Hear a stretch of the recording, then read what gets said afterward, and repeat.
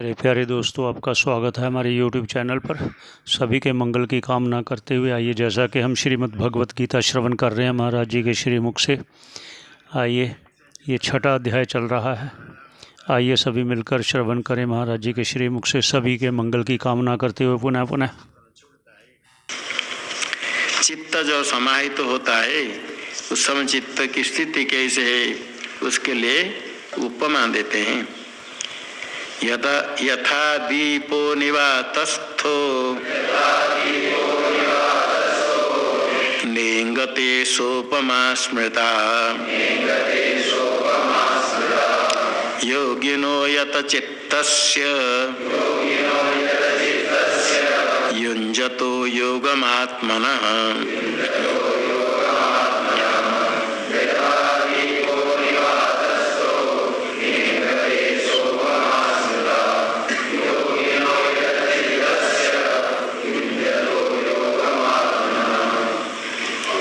आत्मना योगम युञ्जतो योगिनः यत चित्तस्य उपमा सा स्मृता यथा निवातस्थो दीपो नेंगते। यही उपमा है, दीप। यथा निवातस्थो दीपो नेंगते आत्मन योगम युञ्जतः।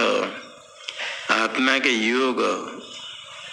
योगम युञ्जतः अनुष्ठान करता है, समाधि अनुष्ठान करता है। आत्मा विषय का समाधि अनुष्ठान जब करता है, ऐसे योगी का यत चित्तस्य यतम चित्तम यस्य, जिसका चित्त संयम युक्त है, चित्त का संयम कर लिया, आत्म विषय का ध्यान करके समाधि अनुष्ठान करता है, योगियों के चित्त के लिए सा उपमा स्मृता। वो उपमा कही गई है दीप। कौन सी दीप? यथा निवातस्थ दीप। निवातस्थ दीप वायु रहित स्थान में। वायु तो है, किंतु वायु होने पर वायु में चलन नहीं है। कहते आज हवा नहीं है, वायु नहीं है, नहीं वायु है। नहीं चलते समय लगता है हवा नहीं, हवा वायु नहीं, ऐसा लगता है। वायु चलने पर दीप हिलता है, बुझ जाता है। निवातस्थ दीप न इंगते न चेष्टते, हिलता नहीं, स्थिर है। इसी प्रकार चित्त के लिए उपमा का कही गई। जैसे वायु रहित स्थान में दीप स्थिर होकर के जलता है, हिलता नहीं है, इसी प्रकार चित्त आत्मन योगम युञ्जत यत चित्त से योगिनः। वो चित्त की उपमा सा स्मृता, वही उपमा कह दी गई। अर्थात चित्त इस प्रकार स्थिर हो गया। जैसे दीप स्थिर होकर के देखो, 1 घंटा 2 घंटा देखो, लगता है हिलता कुछ नहीं, स्थिर है। यद्यपि पास में जाकर देखने से पता चलता है नीचे से ऊपर चलता जलता है, किंतु स्थिर है। इसी प्रकार चित्त स्थिर हो जाए, उसमें वृत्तियों का प्रवाह है। स्थिर होने का अर्थ नहीं कि चित्त में कोई चिंतन नहीं है, लक्ष्य चिंतन है, ध्यान है, ध्येय का चिंतन, ध्येय चिंतायाम चिंतन है। कभी कभी ऐसे साधक ध्यान करने में प्रारंभ करता है, विक्षेप होता है तो मन इधर उधर भागता है, विक्षेप की निवृत्ति करता है मन को हटा करके विषय से। उसके बाद जब अपने लक्ष्य का चिंतन नहीं करता है तो उसमें लय अवस्था है,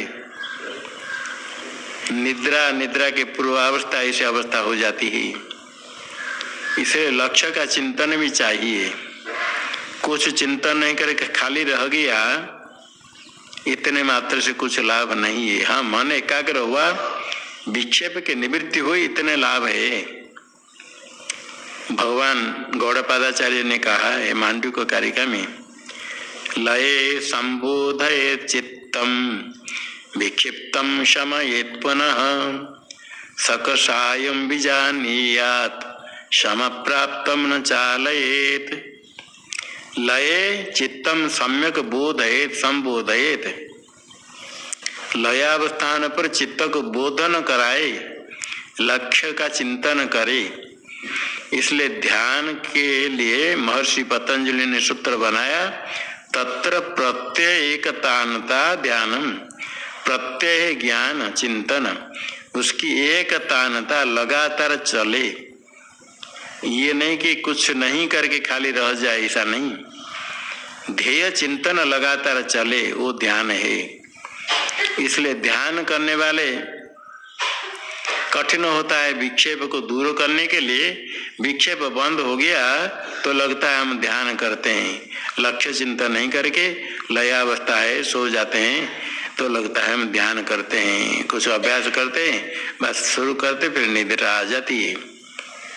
विक्षेप नहीं, इतने मात्र है, किंतु इतने मात्र से ध्यान नहीं हुआ। ध्यान का तो चिंतन, लक्ष्य चिंतन करना है। लक्ष्य विषय का चिंतन प्रवाह, वृत्ति का प्रवाह चलता है।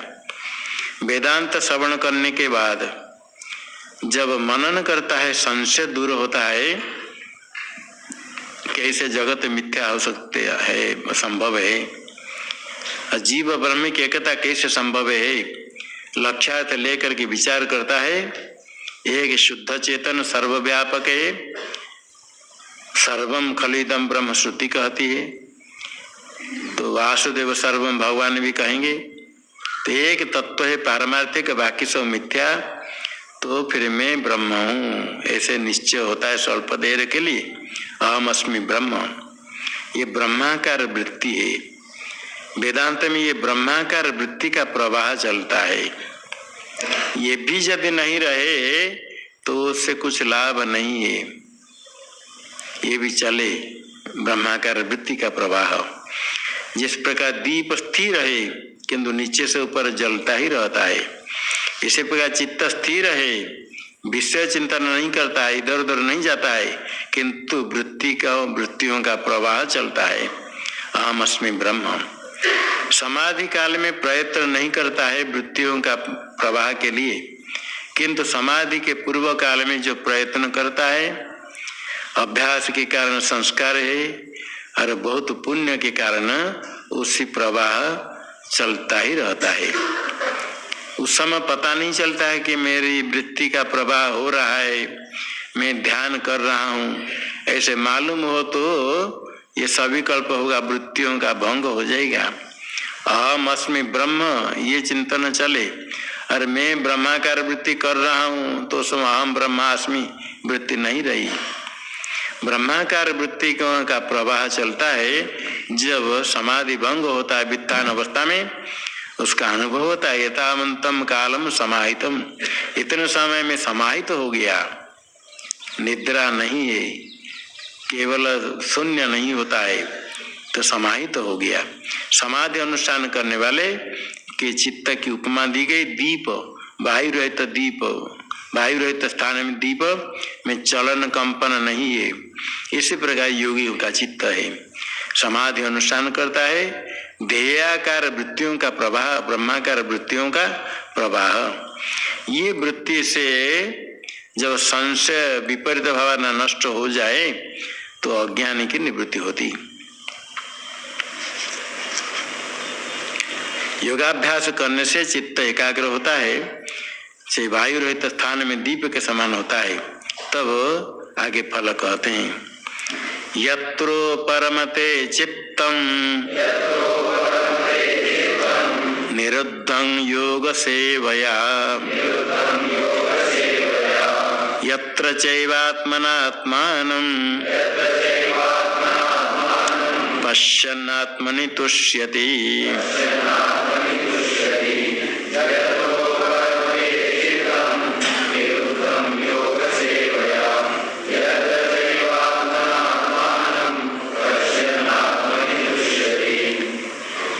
यत्र चित्तम योग सेवया निरुद्धम उपरमते, योग सेवया निरुद्धम चित्तम यत्र उपरमते, यत्र आत्मानं आत्मना पश्यन् आत्मनि तुष्यति। उस समय से अभ्यास करने पर यत्र का अर्थ यस्मिन् काले, व्याकरण के अनुसार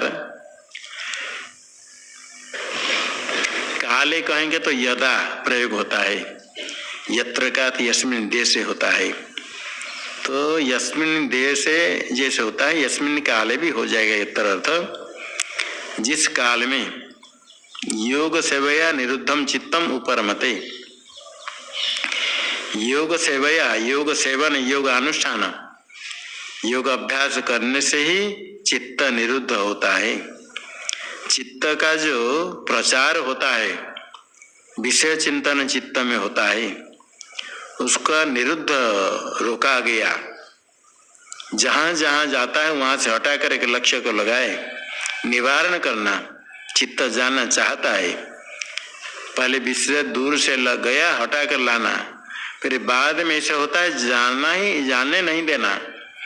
अज्ञान अवस्था में प्रारंभ अवस्था में चित्त कहीं चला गया, साधक उसके पीछे जा करके उसी का ही चिंतन में लगा। थोड़ी देर बाद में पता चलेगा मैं क्या चिंतन कर रहा हूँ, ध्यान करना चाहिए, फिर उसको छोड़कर ला कर फिर ध्यान शुरू करना चाहता है। फिर कहीं चित्त चला गया, ये भी उसका चिंतन करते करते फिर अपने ध्यान छोड़कर कहाँ चला जाता है। विषय को जानने के बाद वापस लाता है पहले पहले। बाद में जब वो तत्पर रहता है, वो जानता है अब ये चित्त बाहर जाना चाहता है, थोड़ा बाहर जाते ही पता चल जाता है, आगे लक्ष्य तक दूर तक जाने नहीं देता है। पहले तो बहुत देर तक बाहर घूमता है, रहता है, फिर वापस लाना चाहता है। अभ्यास करने पर कम समय थोड़े जाते ही उसको रोक लेना, कहाँ जा रहा है, लक्ष्य चिंतन तत्परता। श्रद्धावान लभते ज्ञानम तत्पर संयतेन्द्रिय, उसमें तत्परता चाहिए। चित्त के पीछे लगातार चित्त को लक्ष्य में लगाए, तब वही से अभ्यास करने से निरुद्ध होता है। जब जाना चाहता है उस समय डंडा लगाओ चित्त को, हाँ कहाँ जा रहा है उस समय डांटो, देखो चित्त कहाँ जाना, जाने के समय में उसको डांटो, रुको, फिर जाना आना बंद, स्थिर हो जाएगा। निरुद्धम नितराम रुद्धम, रुक जाता है, स्थिर हो जाता है। उसी समय आत्मानम आत्मना पश्यन, आत्मना समाधि शुद्ध अंतःकरण के द्वारा आत्मा को देखता हुआ, साक्षात्कार करता हुआ, आत्मा है ज्योति प्रकाश रूपे चैतन्य स्वरूप आत्मा स्वयं, उसको साक्षात्कार करता हुआ आत्मनि तुष्यति, उसमें बाह्य विषय के बिना संतोष रहता है, प्रसन्न रहता है। जब इस प्रकार अभ्यास करता है, जैसे सुषुप्ति में विषय सेवन नहीं होने पर भी कितने अच्छा लगता है, गाढ़ निद्रा में जाना चाहते हैं। निद्रा गाढ़ निद्रा नहीं हो तो बड़े बेचैनी परेशानी है। स्वप्न ही केवल देखता रहे रात भर तो शांति नहीं मिलती है, थोड़ी देर गाढ़ निद्रा हो जाए तो बहुत शांति है। किंतु सुषुप्ति में अज्ञान रहता है। यह समाधि अभ्यास करने पर अज्ञान की निवृत्ति हो जाती और विषय नहीं है, आत्मा साक्षात्कार होता है, विषय चिंतन नहीं, वह आनंद को प्राप्त करके प्रसन्न रहता है। सुखम आत्यंतिकम यत्तद बुद्धिग्राह्यमतीन्द्रियम् वेत्ति यत्र न चैवायम् स्थितश्चलति तत्त्वतः।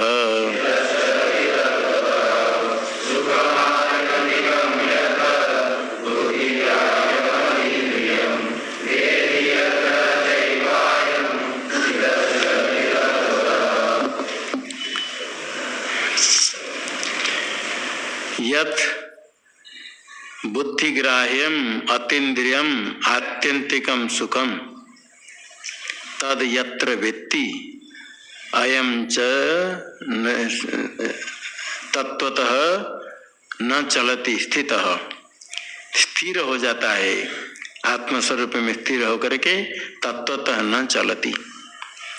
यत् आत्यंतिकम सुखम बुद्धिग्राह्यम अतीन्द्रियम यत्र वेत्ति, आत्यंतिक सुख है, निरतिशय नित्य सुख है। स्वरूप सुख विज्ञानम आनंदम ब्रह्म, श्रुति कहती ब्रह्म ही आनंद रूप है, वो नित्य ही ब्रह्म है, नित्य ही सुख है। वह सुख सब सुख से बढ़ करके विषय सुख जितने सारे सुख ब्रह्मानंद के एक अंश भी नहीं है।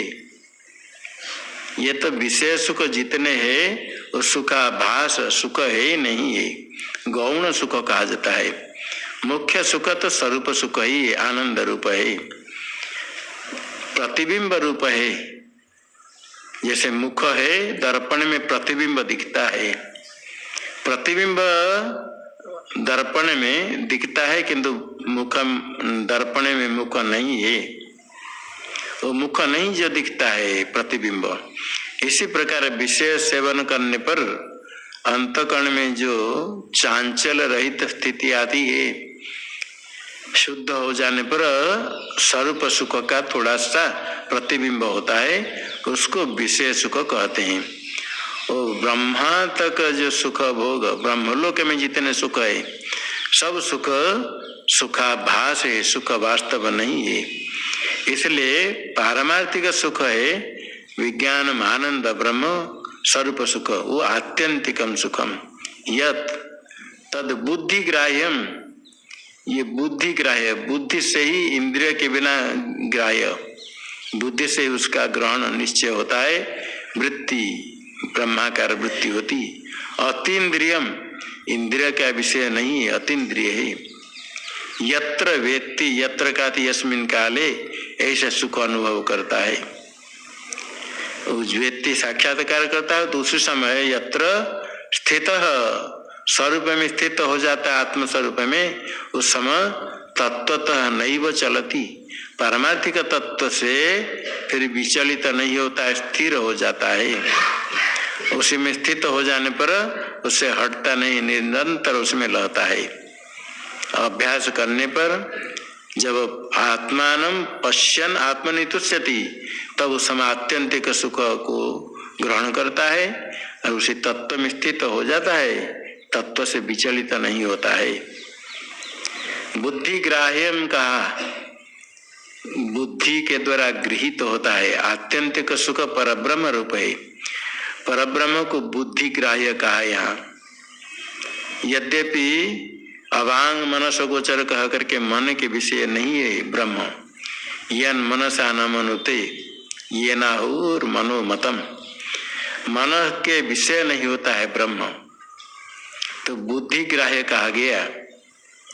वहां केवल ब्रह्माकार वृत्ति होती मन से, मन से अनुद्रष्टव्यम श्रुति कहती, मन से उसका साक्षात्कार करे।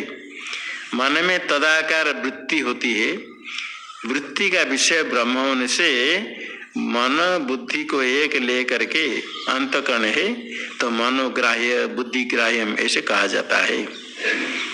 वृत्ति केवल इतने करती है, अज्ञानी की निवृत्ति कर देती है।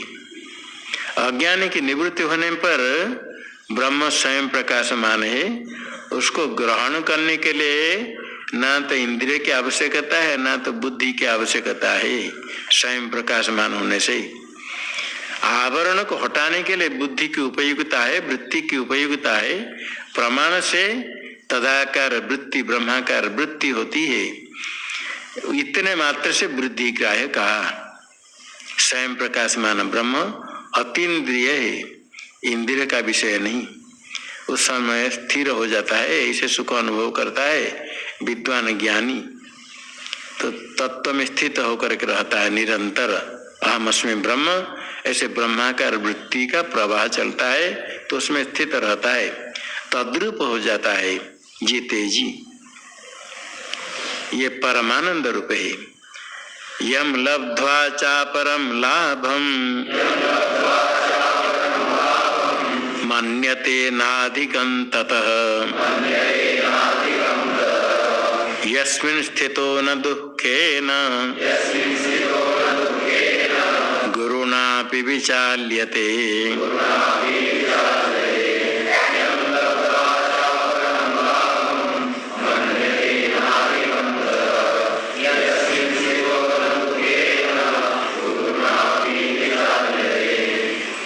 यम पारमार्थिक सुखम लब्ध्वा ततः अधिकम अपरम लाभ न मन्यते।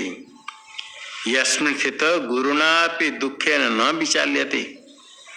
यह जो सुख है आत्मस्वरूप है, यम लब्ध्वा, आत्मस्वरूप की प्राप्ति करके, आत्म लाभ से बढ़ करके और कोई बड़ा लाभ नहीं है।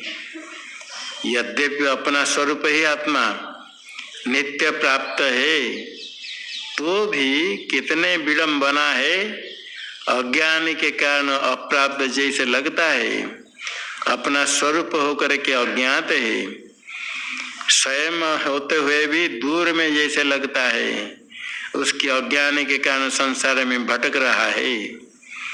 जब अंतःकरण शुद्ध होता है, जिज्ञासा होती है, गुरु चरण में शरण में जाता है, गुरु के पद से ज्ञान प्राप्त करता है, वो ज्ञान से आवरण की निवृत्ति हो जाती है। आवरण की निवृत्ति होने पर अपने स्वरूप की प्राप्ति, प्राप्ति की अप्राप्त की प्राप्ति नहीं, वो तो प्राप्त की प्राप्ति। दो प्रकार है, एक अप्राप्त की प्राप्ति, एक प्राप्त की प्राप्ति। अप्राप्त की प्राप्ति होने के लिए, प्राप्ति के लिए पहले ज्ञान हुआ, फिर कुछ प्रयत्न करना पड़ेगा। सामने भोजन है, उसकी प्राप्ति ग्रहण करना है तो हाथ से लेकर के मुख में रखो, खाओ, कुछ करना पड़ेगा।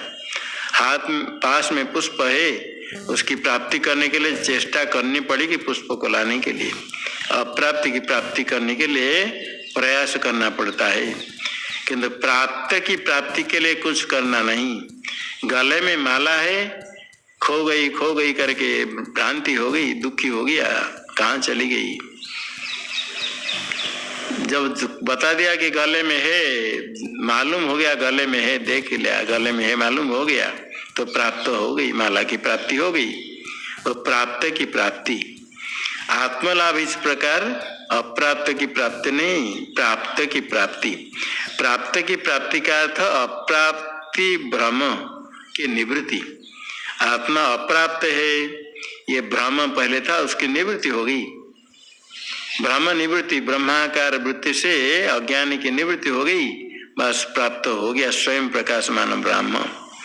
इसको प्राप्त करने पर ततः अधिकम लाभम न मन्यते, उसे आत्म लाभ से बढ़ करके कोई अधिक लाभ नहीं मानता है। और इतने परमानंद है, यस्मिन् स्थित, ज्ञानी जिस स्वरूप में स्थित हो जाने पर गुरुणापि दुखेन न विचाल्यते, बड़े दुख से भी, गुरु महत दुख से, हाथ पर कट गया, आघात पहुंचा शस्त्र आदि के द्वारा, जितने कष्ट होने पर भी अपने स्वरूप से विचलित नहीं होता है। यदि साक्षात्कार ज्ञान हो गया तो ये कुछ भी कष्ट होने पर भी स्वरूप से विचलित नहीं होता है। यह नहीं कि स्वरूप से विचलित नहीं होता है का अर्थ हाथ कट जाए तो रक्तपात नहीं होगा, रक्तपात भी हो सकता है, हाथ में कंपन भी हो सकता है। सब होने पर भी स्वरूप में जो स्थित है, वो जो परमानंद की स्थिति उसमें इतने स्थित है, इसके सामने ये कष्ट नगण्य है, कुछ नहीं। और ज्ञानी नहीं मानता है मेरे स्वरूप में इस दुख का संबंध है करके। शरीर का धर्म शरीर में रहेगा, अज्ञानी उसको आरोप करता है आत्मा में, मैं दुखी, मैं मर गया, कट गया, उसने मुझे दुख दिया, रोता पिटता है। ज्ञानी अपने को मानता है मैं परिपूर्ण व्यापक आत्मा हूँ, असंग हूँ, निष्क्रिय हूँ, निर्विशेष, मेरे साथ किसी का कोई संबंध नहीं। हाथ पर कट गया तो कट गया तो क्या होता है, कितने सारा करोड़ करोड़ जीव के हाथ पर है, सबके साथ आत्मा का संबंध केवल आध्यात्मिक संबंध, वास्तव संबंध है ही नहीं। आध्यात्मिक मतलब आरोप, जैसे जल के साथ मरुभूमि का संबंध, रज्जु के साथ आरोपित सर्प का संबंध, वो संबंध आध्यात्मिक आरोपित है, वास्तव नहीं है। इसी प्रकार जब देखता है देहादि के साथ मेरा कोई संबंध नहीं है, तो देहादि का धर्म देह में रहे, आत्म स्वरूप से विचलित नहीं होता है, स्वरूप स्थित होता है, और विलक्षण स्थिति है ज्ञानी की।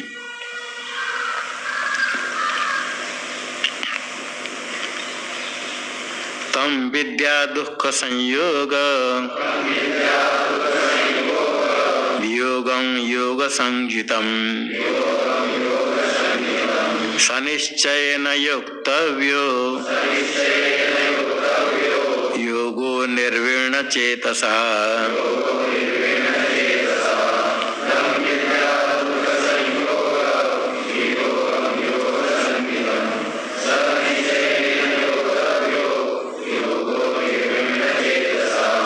तम दुख संयोग वियोगम योग संगीतम विद्यात् सयोग निश्चयेन अनिर्वीण चेतसा युक्तव्य।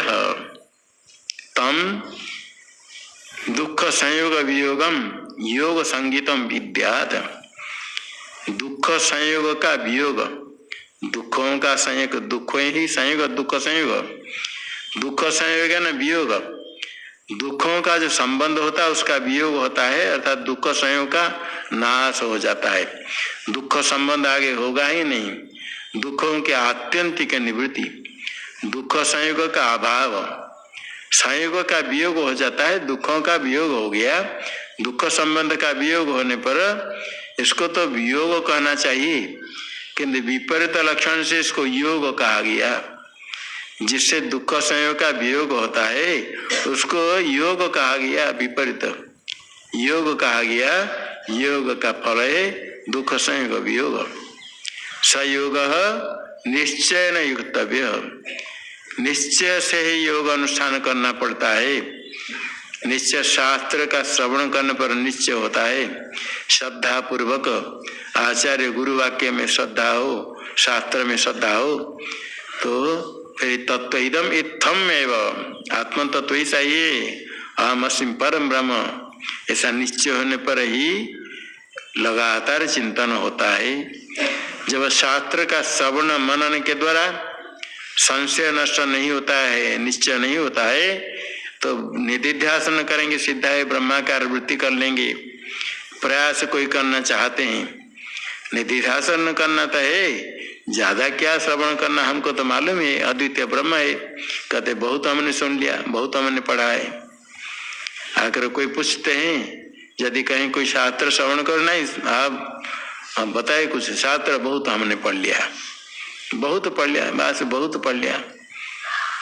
शास्त्र का तात्पर्य निश्चय होने तक श्रवण करना पड़ता है, और अपने आप कुछ ना कुछ पुस्तक पढ़ करके भ्रांत बहुत है, व्याख्या करने वाले भी बहुत है, स्वयं भ्रांत है, अन्यों का भ्रामक है। तो उससे भ्रांति से अपने आप पढ़ने वाले ऐसे भ्रांत होते हैं। अंधे नैव नियमाना यथांधा, आचार्य चरण में रह करके ही परंपरा से श्रवण करना चाहिए। जब तक ऐसे परंपरा से श्रवण नहीं हो, जितने भी पढ़े वो पढ़ाई, जितने श्रवण करे वो पर्याप्त नहीं, व्यर्थ है। कहीं कहीं प्रवचन सुन सुन करके, हाँ सुन सुन करके कभी बोलना भी आ जाएगा। बहुत बोलने से, बोलने पर लोग भी मानेंगे, धन संपत्ति मिल जाए, किंतु वेदांत श्रवण का जो फल है वो प्राप्त नहीं होगा। वेदांत का श्रवण परंपरा से गुरु समीप से करना चाहिए। श्रवण होने के बाद शास्त्र का संशय दूर हो जाए, शास्त्र का तात्पर्य निश्चय हो जाए, तब फिर मनन करना पड़ता है कि ऐसे संभव है। संभावना युक्त्या संभावितत्वानुसंधानम मनन भवेत्। युक्ति से संभव कैसे ही अनुसंधान करना। कुछ लोग कथा करने वाले कहते हैं सुनो फिर जाकर के मनन करो। कोई पूछा महाराज जी मनन क्या करेंगे ना, जो हम कहते उसको फिर स्मरण करो, सीडी लेकर फिर सुनो। तो श्रवण और मनन में क्या भेद हुआ? जो सुना है उसको फिर लेकर सुनो, मनन कर क्या तो जाकर के मैंने क्या क्या कहा उसको याद करो, स्मरण करो। स्मरण अलग है, मनन अलग है। जो कहा उसको स्मरण करने का अर्थ मनन नहीं है। कुछ लोग स्वयं नहीं जानते मनन क्या है, बताते जो हम कहते उसको जाकर के सोचो, याद करो, स्मरण करो। स्मरण करने से मनन नहीं होता है। युक्ति से कैसे संभव है? युक्त्या संभावितत्वानुसंधानम, कैसे संभव है? जीव ब्रह्मैव, जीव ब्रह्म की एकता कैसे संभव है? मैं तो परिच्छिन्न हूँ, ब्रह्म व्यापक है, एक कैसे होगा? और उस अग्नि से उष्ण स्पर्श, गर्मी लगती, भोजन पकाने के लिए अग्नि चाहिए, खटा मीठा अनुभव होता है, सत्य सब है, उनको मिथ्या कैसे कहेंगे? मिथ्या तो ठीक है, राज्य में सर्प ब्रह्म हो गया मिथ्या, स्वप्न दिशा मिथ्या है, वो तो समझ में आ जाता है। जागृत काल में जो दिखता है उसको कैसे मिथ्या कहेंगे? कहते सब मिथ्या है, मिथ्या है, सुन लिया सब मिथ्या है, और मन में सोचता कैसे मिथ्या है, ये तो सत्य ही है। रज्जु सर्प मिथ्या है, सर्प मिथ्या है, किंतु रज्जु तो सत्य है। सर्प नहीं रहा, रज्जु को देखने के बाद सर्प नहीं रहा, सर्प मिथ्या है, किंतु रज्जु को देखो, आज भी देखो, काल भी देखो, रज्जु है। जब पर्वत सामने दिखता है, कितने साल से हम देख रहे हैं, वो पर्वत ही पर्वत है, उसको मिथ्या कैसे कहना? काल स्वप्न में कुछ देखा, आज कुछ देखा, पहले कुछ देखा था, रोज रोज स्वप्न में कुछ अलग अलग देखते हैं, नहीं रहता है, मिथ्या है, कल्पित है। किंतु जो पर्वतों को, मकान को देखते 10 साल पहले देखा था, अभी देखते हैं, उसको कैसे मिथ्या कहेंगे? ये संशय निवृत्ति के लिए मनन करना पड़ता है। मनन की प्रक्रिया शास्त्र में है, मनन करने पर, दीर्घ काल मनन करने पर ये संभव है। स्वप्न दृष्टांत को लेकर के मनन करना पड़ता है। स्वप्न देखते समय नहीं लगता है कि मैं स्वप्न देख रहा हूं, अभी सबको लगता है हम जगे हैं। स्वप्न देखते समय क्या लगता है? हम जगे हैं या सोए हुए? जगे हुए हैं, नहीं लगता है कि मैं सो कर स्वप्न देख रहा हूँ, हम जगे हैं, स्नान किया, उसके बाद आकर के पाठ सुन रहे, प्रवचन सुन रहे। स्वप्न देखते समय भी ऐसे लगता है। स्वप्न देखते समय यदि सामने आपने देखा, आपके कमरे के सामने एक पर्वत है, वस्तु तो पर्वत नहीं है, स्वप्न में देखा कमरे के सामने पर्वत है, तो समय संदेह होता है पर्वत कहाँ से आया? ये पर्वत है। उस समय लगता है जब से मैं यहाँ आया तब से पर्वत यहाँ है। कोई यदि पूछेगा यहाँ पर्वत कहाँ से आ गया, कहते ये तो पर्वत पहले से है, हम तो यहाँ 30 साल से देखते हैं ये पर्वत है, आया 1 साल नहीं हुआ। कहता है मैं 30 साल से यहाँ हूँ और ये पर्वत है। एक बार ये पर्वत में ऊपर गए थे, ऊपर जा करके वहां भोजन बना कर खा कर आए थे, कितने साल? 10 साल पहले। कहता है दूसरे को, उस समय संशय होता है पर्वत नहीं करके, यही पर्वत हम पहले देख रहे हैं, अभी देख रहे हैं। स्वप्न देखते समय इतने सत्य लगता है, जागृत काल में जितने लगता है उससे अधिक सत्यता स्वप्न में लगती है। देखो जागृत अवस्था में आज यहाँ बैठे हैं, काल आकर देखो यहाँ यदि 1 फुट बर्फ जमा हुआ, देखो बर्फ बर्फ बर्फ 1 फुट, सब लोग क्या कहेंगे? बर्फ कहाँ से आया, बर्फ कहाँ से आया, कैसे बर्फ? इतने बैठेंगे कैसे? ये तो नीचे बर्फ है। और स्वप्न में देखो 1 फुट बर्फ, कोई कहेगा बर्फ है, कैसे बैठेंगे? कहते बर्फ में बैठ कर प्रवचन सुनना होता है, हम रोज आकर के इस बर्फ में बैठ करके प्रवचन सुनते हैं, और सुनते सुनते बर्फ से गर्मी निकलती, बर्फ पिघल जाता है, फिर ये बर्फ पानी होकर बह जाता है, फिर दूसरे दिन जब आएगा फिर बर्फ जम जाता है। दूसरे को सिखाते हैं, रोज बर्फ में बैठ करके हम श्रवण करते हैं, उस समय संदेह नहीं होता है।